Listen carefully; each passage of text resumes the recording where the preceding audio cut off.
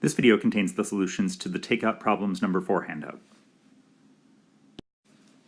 So in these first couple of problems, we're given a function f of x equals 10 minus 2x, and we're asked to evaluate f of negative 4. So whenever we have to evaluate a function, all we're doing is replacing the x in our function expression with the number or expression that we have in our parentheses. So that negative 4 is replacing the x, which means it's going to replace all of the x's in my function. So f of negative 4 is just going to be 10 minus 2 times, not x, but negative 4. And whenever we substitute in, it's a good idea to take the thing that you're substituting and put it in parentheses. So that way when we use our order of operations, negative 2 times negative 4 is positive 8, 10 plus 8 is 18, and that's our result. So same function, but this time we're asked to evaluate f of x minus 3. But again, the rule is the same. So whatever's in the parentheses, in this case it's a more complicated expression, x minus 3, that's going to replace all of the x's that I have in my function. So f of x minus 3 is 10 minus 2 times not x, but x minus 3, again in parentheses.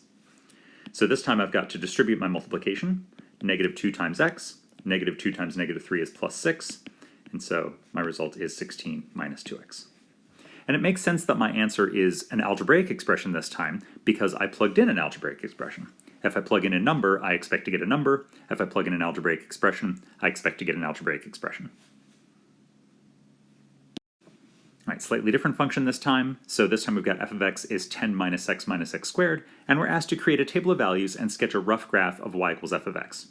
Now the instructions are a little bit vague here. On an exam or on an assignment, I would be more specific. I would tell you how many points I want you to plot and make a little bit more details on what I was looking for here. So without those details, let's just plot a few points just to get the idea, and then you can continue to do more if you'd like. So what I'm looking for is a table of values, x and y. And now I'm going to somewhat arbitrarily pick a value of x, let's say x equals 2, and then the y value is going to be the function value f of 2. And just like in the previous examples, f of 2 means replace all of the x's in my function expression with 2's. So in this case, instead of 10 minus x squared, it's going to be 10 minus 2 squared. That's 10 minus 2 minus 4, which works out to be 4. So on my graph, I'm going to plot the point 2, 4. So right there, the point 2, 4 is going to go on my graph. That's the point where x equals 2 and y equals 4. Now when you're making these tables of values, don't just use the same kind of number. So I don't want to only use positive numbers. I want to also make sure that I include some negative numbers. So for example, negative 3.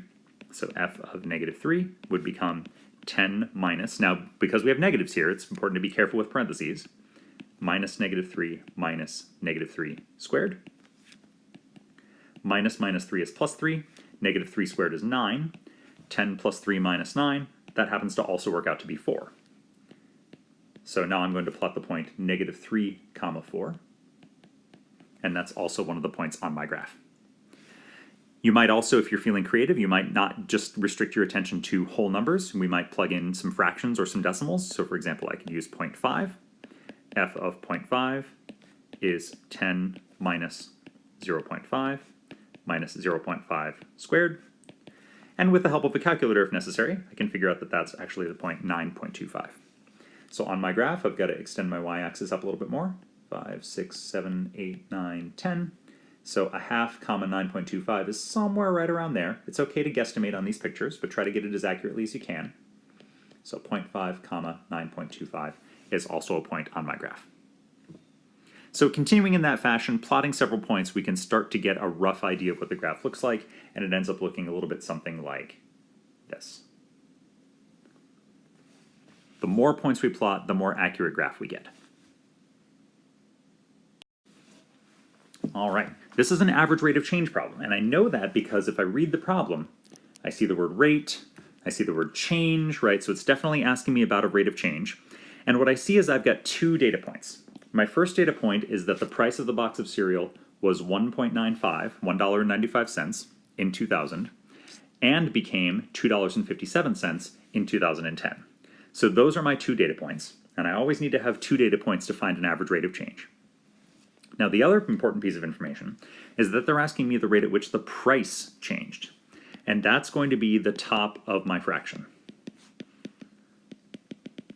So the average rate of change calculation is going to be f of b minus f of a divided by b minus a. And sometimes it's also thought of as y2 minus y1 divided by x2 minus x1. Those are just two really different ways to say the same thing. And the idea is that I want a difference in y values divided by a difference in x values. So how do I know what goes on the top of the fraction? Well, in this case, because I want to know the rate at which the price changed, the price values are going to go on the top of my fraction. And the order doesn't matter as long as my order is consistent. So it's going to be 2.57 minus 1.95 divided by, now the other values go on the bottom. So in this case, the years are going to go on the bottom. Since I wrote 2.57 first on the top, I want to write the corresponding date, 2010, in the first position on the bottom. And the second price was 195, and that corresponds to the second date, which will be 2000. But that would be the same if I reversed it. So if instead I had chosen to write 195 minus 2.57 on the top, that works out just fine as long as I also reverse the bottom. So as long as I'm consistent in my ordering, as long as I don't switch up the order from the top to the bottom, I'm good. So these are both the same value. And when I work this out, on the top, 2.57 minus 1.95 is 0.62. On the bottom, I get 10. So again, the units on the top are dollars, and on the bottom are years. And when I do my division, I get 0.062, and that's going to be dollars per year.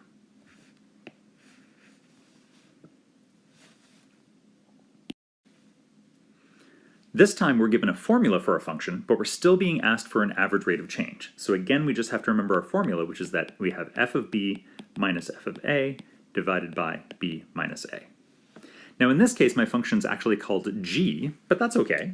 The name of the function doesn't really matter, so g of b minus g of a divided by b minus a is going to give us the same thing. All right, so our two x values, or in this case t values, are 2 and 10. So this is going to be g of 10 minus g of 2 divided by 10 minus 2. Now the rule for my function is that it's the square root of 2t plus 5. So g of 10 is going to be the square root of 2 times 10 plus 5. And g of 2 is going to be the square root of 2 times 2 plus 5. And on the bottom, 10 minus 2, that's 8. All right, 2 times 10 plus 5, that's 25. 2 times 2 plus 5, that's 9. Square root of 25 is 5. Square root of 9 is 3. 5 minus 3 is 2. And 2 divided by 8 is 1/4. So the average rate of change here is 1/4.